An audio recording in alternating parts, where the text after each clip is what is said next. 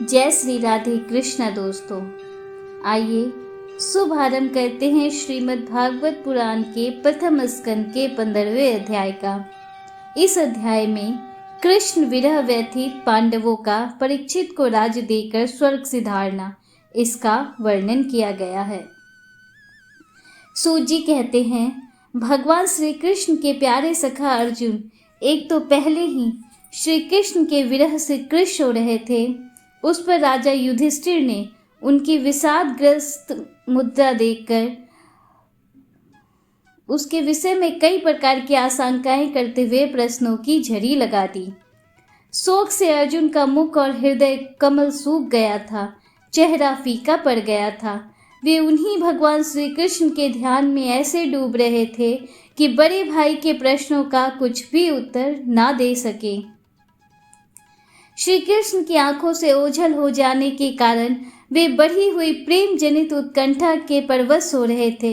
रथ हाँकने, टहलने आदि के समय भगवान ने उनके साथ जो मित्रता, अविन हृदयता और प्रेम से भरे हुए व्यवहार किए थे, उनकी याद पर याद आ रही थी। बड़े कष्ट से उन्होंने अपने शोक का वेग रोका, हाथ से नेत्रों के आंसू पोंछे और फिर रूंधे हुए गले से अपने बड़े भाई महाराज युधिष्ठिर से कहा।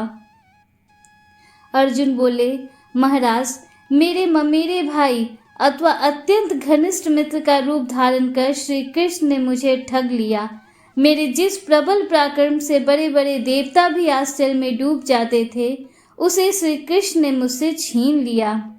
जैसे ये शरीर प्राण से रहित होने पर मृतक कहलाता है, वैसे ही उनके क्षण भर के वियोग से यह संसार अप्रिय दिखने लगता है। उनके आश्रय से द्रौपदी स्वयंवर में राजा द्रुपद के घर आए हुए कामोन्मत्त राजाओं का तेज मैंने हरण कर लिया। धनुष पर बाण चढ़ाकर मत्स्य भेद किया और इस प्रकार द्रौपदी को प्राप्त किया था। उनकी सनिध मित्रता से मैंने समस्त देवताओं के साथ इंद्र को अपने बल से जीतकर अग्निदेव को उनकी तृप्ति के लिए खांडव वन का दान कर दिया और मैं दानव की निर्माण की हुई अलौकिक कला कौशल से युक्त मायामयी सभा प्राप्त की और आपके यज्ञ में सब ओर से आकर राजाओं ने अनेकों प्रकार की भेंटें समर्पित की।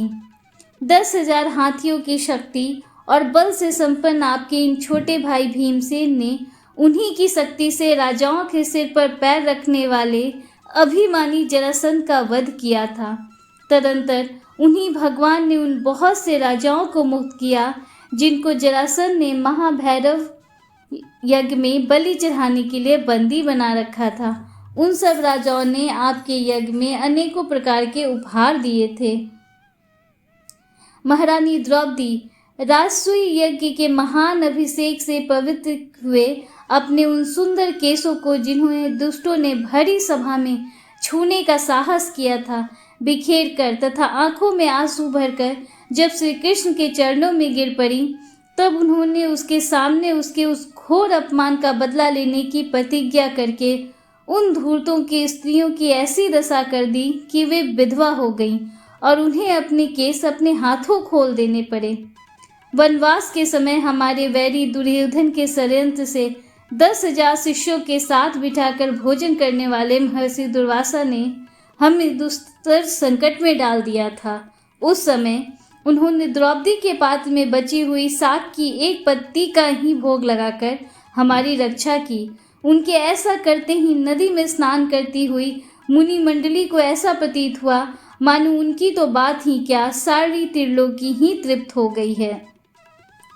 एक बार राजा दुर्योधन ने महर्षि दुर्वासा की बड़ी सेवा की। उससे प्रसन्न होकर मुनि ने दुर्योधन से वर मांगने को कहा। दुर्योधन ने यह सोचकर कि ऋषि के शाप से पांडवों को नष्ट करने का अच्छा अवसर है, मुनि से कहा, ब्राह्मण, हमारे कुल में युधिष्ठिर प्रधान हैं। आप अपने 10 सहस्त्र शिष्यों सहित उनका आतिथ्य स्वीकार करें, किंतु आप उनके यहाँ उस समय जाएं जब द्रौपदी भोजन कर चुकी हों, जिससे उसे भूख का कष्ट न उठाना पड़े। द्रौपदी के पास सूर्य की दी हुई एक ऐसी बटलोई थी जिसमें सिद्ध किया हुआ अन्न द्रौपदी के भोजन कर लेने से पूर्व शेष नहीं होता था, किंतु उसके भोजन करने के बाद वह समाप्त हो जाता था। दुर्वासा जी, दुर्योधन के कथनानुसार उसके भोजन कर चुकने पर मध्याह्न में अपनी शिष्य मंडली सहित पहुंचे और धर्मराज से बोले, हम नदी पर स्नान करने जाते हैं, तुम हमारे लिए भोजन तैयार रखना। इससे द्रौपदी को बड़ी चिंता हुई और उसने अति आर्त होकर आर्त बंधु भगवान श्री कृष्ण की शरण ली। भगवान तुरंत ही अपना विलास भवन छोड़कर द्रौपदी की झोपड़ी पर आए और उससे बोले, कृष्णे, आज बड़ी भूख लगी है, कुछ खाने को दो। द्रौपदी भगवान की इस अनुपम दया से गदगद हो गई और बोली, प्रभु, मेरा बड़ा भाग्य है जो आज विशंभर ने मुझसे भोजन मांगा, परंतु क्या करूं, अब तो कुटी में कुछ भी नहीं है। भगवान ने कहा, अच्छा हुआ पात्र तो लाओ, उसमें कुछ होगा ही। द्रौपदी बटलोई ले आई, उसमें कहीं शाक का एक कण लगा था। विश्वात्मा हरि ने उसी को भोग लगाकर त्रिलोकी को तृप्त कर दिया और भीमसेन से कहा कि मुनि मंडली को भोजन के लिए बुला लाओ, किंतु मुनिगण तो पहले ही तृप्त होकर भाग गए थे। उनके प्रताप से मैंने युद्ध में पार्वती सहित भगवान शंकर को आश्चर्य में डाल दिया तथा उन्होंने मुझको अपना पाशुपत नामक अस्त्र दिया। साथ ही दूसरे लोकपालों ने भी प्रसन्न होकर अपने अपने अस्त्र मुझे दिए, और तो क्या, उनकी कृपा से मैं इसी शरीर से स्वर्ग में गया और देवराज इंद्र की सभा में उनके बराबर आधे आसन पर बैठने का सम्मान मैंने प्राप्त किया। उनके आग्रह से जब मैं स्वर्ग में ही कुछ दिनों तक रह गया, तब इंद्र के साथ समस्त देवताओं ने मेरी इन्हीं गांडीव धारण करने वाली भुजाओं का निवात कवच आदि दैत्यों को मारने के लिए आश्रय लिया। महाराज, ये सब जिनकी महती कृपा का फल था, उन्हीं पुरुषोत्तम भगवान श्री कृष्ण ने मुझे आज ठग लिया। महाराज, कौरवों की सेना भीष्म, द्रोण आदि अजय महामत्स्य से पूर्ण अपार समुद्र के समान दुस्तर थी, परंतु उनका आश्रय ग्रहण करके अकेले ही रथ पर सवार हो मैं उसे पार कर गया, उन्हीं की सहायता से। आपको याद होगा, मैंने शत्रुओं से राजा विराट का सारा गोधन तो वापस ले ही लिया, साथ ही उनके सिरों पर से चमकते हुए मणिमय मुकुट तथा अंगों के अलंकार तक छीन लिए थे। भाई जी, कौरवों की सेना भीष्म, कर्ण, द्रोण, शल्य तथा अन्य बड़े बड़े राजाओं और क्षत्रियों वीरों के रथों से शोभायमान थी। उसके सामने मेरे आगे आगे चलकर वे अपनी दृष्टि से ही उन महारथी युद्धपतियों की आयु, मन, उत्साह और बल को छीन लिया करते थे। द्रोणाचार्य, भीष्म, कर्ण, भूरिश्रवा, सुशर्मा, शल्य, जयद्रथ और बालिक आदि वीरों ने मुझ पर अपने कभी न चूकने वाले अस्त्र चलाए थे, परंतु जैसे हिरण्यकशिपु आदि दैत्यों के अस्त्र भगवत भक्त प्रहलाद का स्पर्श नहीं करते थे, वैसे ही उनके शस्त्रास्त्र मुझे छू तक न सके। यह श्री कृष्ण के भुजदंडों की छत्र छाया में रहने का ही प्रभाव था। श्रेष्ठ पुरुष संसार से मुक्त होने के लिए जिनके चरण कमलों का सेवन करते हैं, अपने आप तक को दे डालने वाले उन भगवान को मुझ दुर्बुद्धि ने सारथी तक बना डाला। जिस समय मेरे घोड़े थक गए थे और मैं रथ से उतरकर पृथ्वी पर खड़ा था, उस समय बड़े बड़े महारथी शत्रु भी मुझ पर प्रहार न कर सके, क्योंकि श्री कृष्ण के प्रभाव से उनकी बुद्धि मारी गई थी। महाराज, माधव के उन्मुक्त और मधुर मुस्कान से युक्त विनोद भरे एवं हृदय स्पर्शी वचन और उनका मुझे पार्थ, अर्जुन, सखा, कुरुनंदन आदि कहकर पुकारना मुझे याद आने पर मेरे हृदय में उथल पुथल मचा देते हैं। सोने, बैठने, टहलने और अपने संबंध में बड़ी बड़ी बातें करने तथा भोजन आदि करने में हम प्रायः एक साथ रहा करते थे। किसी किसी दिन मैं व्यंग से उन्हें कह बैठता, मित्र तुम तो बड़े सत्यवादी हो।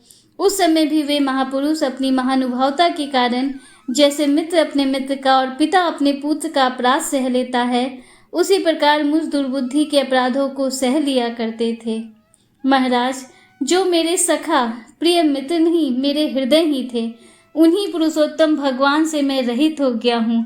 भगवान की पत्नियों को द्वारका से अपने साथ ला रहा था, परंतु मार्ग में दुष्ट गोपों ने मुझे एक अबला की भांति हरा दिया और मैं उनकी रक्षा नहीं कर सका।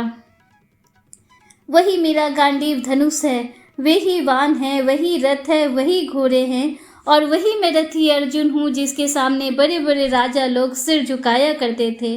श्री कृष्ण के बिना ये सब एक ही क्षण में नहीं के समान सार शून्य हो गए। ठीक उसी तरह जैसे भस्म में डाली हुई आहुति, कपट भरी सेवा और ऊसर में बोया हुआ बीज व्यर्थ जाता है। राजन, आपने द्वारकावासी अपने जिन सुहृद संबंधियों की बात पूछी है, वे ब्राह्मणों के शापवश मोहग्रस्त हो गए और वारुणी मदिरा के पान से मदोन्मत्त होकर अपरिचयों की भांति आपस में ही एक दूसरे से भिड़ गए और घूसों से मार पीट करके सब के सब वे नष्ट हो गए। उनमें से केवल 4-5 ही बचे हैं। वास्तव में यह सर्वशक्तिमान भगवान की ही लीला है कि संसार के प्राणी परस्पर एक दूसरे का पालन पोषण भी करते हैं और एक दूसरे को मार भी डालते हैं। राजन, जिस प्रकार जलचरों में बड़े जंतु छोटों को, बलवान दुर्बलों को एवं बड़े और बलवान भी परस्पर एक दूसरे को खा जाते हैं, उसी प्रकार अतिशय बली और बड़े यदुवंशियों के द्वारा भगवान ने दूसरे राजाओं का संहार कराया। तत्पश्चात यदुवंशियों के द्वारा ही एक से दूसरे यदुवंशी का नाश करा के पूर्ण रूप से पृथ्वी का भार उतार दिया। भगवान श्री कृष्ण ने मुझे जो शिक्षाएं दी थीं, वे देश, काल और प्रयोजन के अनुरूप तथा हृदय के ताप को शांत करने वाली थीं। स्मरण आते ही वे हमारे चित्त का हरण कर लेती हैं। सूत जी कहते हैं, इस प्रकार प्रगाढ़ प्रेम से भगवान श्री कृष्ण के चरण कमलों का चिंतन करते करते अर्जुन की चित्तवृत्ति अत्यंत निर्मल और प्रशांत हो गई। उनकी प्रेममयी भक्ति भगवान श्री कृष्ण के चरण कमलों के अहर्निश चिंतन से अत्यंत बढ़ गई। भक्ति के वेग ने उनके हृदय को मत कर उसमें से सारे विकारों को बाहर निकाल दिया। उन्हें युद्ध के प्रारंभ में भगवान के द्वारा उपदेश किया हुआ गीता ज्ञान पुनः स्मरण हो आया, जिसकी काल के व्यवधान और कर्मों के विस्तार के कारण प्रमादवश कुछ दिनों के लिए विस्मृति हो गई थी। ब्रह्म ज्ञान की प्राप्ति से माया का आवरण भंग होकर गुणातीत अवस्था प्राप्त हो गई। दैत्य का संशय निवृत्त हो गया, सूक्ष्म शरीर भंग हुआ। वे शोक एवं जन्म मृत्यु के चक्र से सर्वथा मुक्त हो गए। भगवान के स्वतः आगमन और यदुवंश के संहार का वृत्तांत सुनकर निश्चलमती युधिष्ठिर ने स्वर्गारोहण का निश्चय किया। कुंती ने भी अर्जुन के मुख से यदुवंशियों के नाश और भगवान के स्वधाम गमन की बात सुनकर अनन्य भक्ति से अपने हृदय को भगवान श्री कृष्ण में लगा दिया और सदा के लिए इस जन्म मृत्यु रूप संसार से अपना मुंह मोड़ लिया। भगवान श्री कृष्ण ने लोक दृष्टि में जिस यादव शरीर से पृथ्वी का भार उतारा था, उसका वैसे ही परित्याग कर दिया जैसे कोई कांटे से कांटा निकालकर फिर दोनों को फेंक दे। भगवान की दृष्टि में दोनों ही समान थे। जैसे वे नट के समान मत्स्य आदि रूप धारण करते हैं और फिर उनका त्याग कर देते हैं, वैसे ही उन्होंने जिस यादव शरीर से पृथ्वी का भार दूर किया था, उसे त्याग भी दिया। जिनकी मधुर लीलाएं श्रवण करने योग्य है, उन भगवान श्री कृष्ण ने जब अपने मनुष्य के शरीर से इस पृथ्वी का परित्याग कर दिया, उसी दिन विचारहीन लोगों को अधर्म में फंसाने वाला कलयुग आ धमका। महाराज युधिष्ठिर से कलयुग का फैलना छिपा न रहा।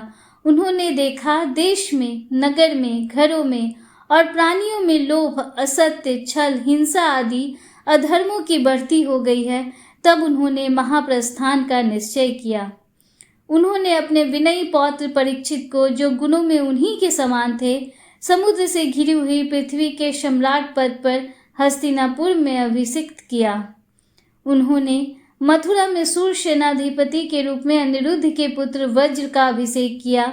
इसके बाद समर्थ युधिष्ठिर ने प्राजापत्य यज्ञ करके आहवनीय आदि अग्नियों को अपने में लीन कर दिया, अर्थात गृहस्थाश्रम के धर्म से मुक्त होकर उन्होंने संन्यास ग्रहण किया। युधिष्ठिर ने अपने सब वस्त्र आभूषण आदि वहीं छोड़ दिए एवं ममता और अहंकार से रहित होकर समस्त बंधन काट डाले। उन्होंने दृढ़ भावना से वाणी को मन में, मन को प्राण में, प्राण को अपान में और अपान को उसकी क्रिया के साथ मृत्यु में तथा मृत्यु को पंचभूत में शरीर में लीन कर लिया। इस प्रकार शरीर को मृत्यु रूप अनुभव करके उन्होंने उसे त्रिगुण में मिला दिया। त्रिगुण को मूल प्रकृति में सर्व कारण रूपा प्रकृति को आत्मा में और आत्मा को अविनाशी ब्रह्म में विलीन कर दिया। उन्हें यह अनुभव होने लगा कि यह संपूर्ण दृश्य प्रपंच ब्रह्म स्वरूप है। इसके पश्चात उन्होंने शरीर पर चीर वस्त्र धारण कर लिया, अन्न जल का त्याग कर दिया, मौन ले लिया और केश खोलकर बिखेर लिए। वे अपने रूप को ऐसा दिखाने लगे जैसे कोई जड़, उन्मत्त या पिशाच हो। फिर वे बिना किसी की बाट देखे तथा बहरे की तरह बिना किसी की बात सुने घर से निकल पड़े, हृदय में उस परम ब्रह्म का ध्यान करते हुए जिसको प्राप्त करके फिर लौटना नहीं होता। उन्होंने उत्तर दिशा की यात्रा की, जिस ओर पहले बड़े बड़े महात्मा जन जा चुके हैं। भीमसेन, अर्जुन आदि युधिष्ठिर के छोटे भाइयों ने भी देखा कि अब पृथ्वी में सभी लोगों को अधर्म के सहायक कलयुग ने प्रभावित कर डाला है। इसलिए वे भी श्री कृष्ण के चरणों की प्राप्ति का दृढ़ निश्चय करके अपने बड़े भाई के पीछे पीछे चल पड़े। उन्होंने जीवन के सभी लाभ भली भांति प्राप्त कर लिए थे। इसलिए यह निश्चय करके कि भगवान श्री कृष्ण के चरण कमल ही हमारे परम पुरुषार्थ हैं, उन्होंने उन्हें हृदय में धारण कर लिया। पांडवों के हृदय में भगवान श्री कृष्ण के चरण कमलों के ध्यान से भक्ति भाव उमड़ आया। उनकी बुद्धि श्रद्धा शुद्ध होकर भी भगवान श्री कृष्ण के सर्वोत्कृष्ट स्वरूप में अनन्य भाव से स्थिर हो गई, जिसमें निष्पाप पुरुष ही स्थिर हो पाते हैं। फलतः उन्होंने अपने विशुद्ध अंतःकरण से स्वयं ही वह गति प्राप्त की जो विषयासक्त दुष्ट मनुष्यों को कभी प्राप्त नहीं हो सकती। संयमी एवं श्री कृष्ण के प्रेम वश में मुग्ध भगवान में विदुर जी ने भी अपने शरीर को प्रभास क्षेत्र में त्याग दिया। उस समय उन्हें लेने के लिए आए हुए पितरों के साथ वे अपने लोक यमलोक को चले गए।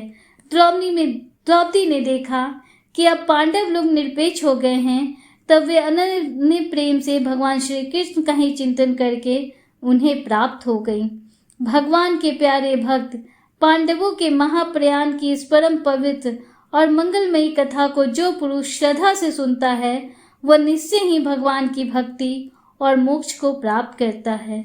इस प्रकार श्रीमद् भागवत पुराण के प्रथम स्कंद के 15वें अध्याय का समापन हुआ। उम्मीद करती हूँ कि 16वें अध्याय के रसपान के लिए आप कल भी हमारे साथ जुड़े रहेंगे।